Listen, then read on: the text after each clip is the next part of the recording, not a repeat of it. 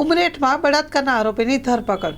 Umreth police તંત્ર દ્વારા બળાત્કારના આરોપીની ગણતરીના જ કલાકોમાં ધરપકડ કરી કાયદેસરની કાર્યવાહી કરતી ઉમરેઠ પોલીસ ગતરોજ બપોરના આશરે 4:30 વાગ્યાના સુમારે ઉમરેઠ રાવળવાસમાં રહેતો પાર્થ રાજુભાઈ રાવળે એક યુવતીને તેની મમ્મી બોલાવે છે તેમ કહી પોતાની એક્ટિવા ઉપર પાછળ બેસાડી પાર્થ રાવળ પોતાના ઘરે લઈ જઈ યુવતીની મરજી વિરુદ્ધ બળાત્કાર ગુજાર્યો હતો.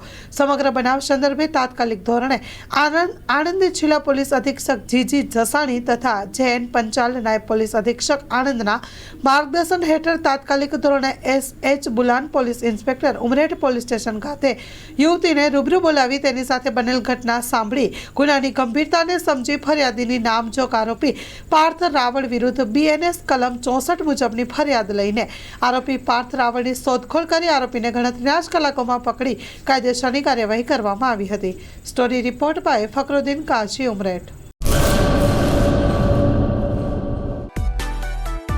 માં motor driving, safe and sure driving. Driving એ શોખ સાથે આપની મોટી જવાબદારી પણ છે. અમારા ઇન્સ્ટ્રક્ટર દ્વારા સચોટ અને સરળ માર્ગદર્શન.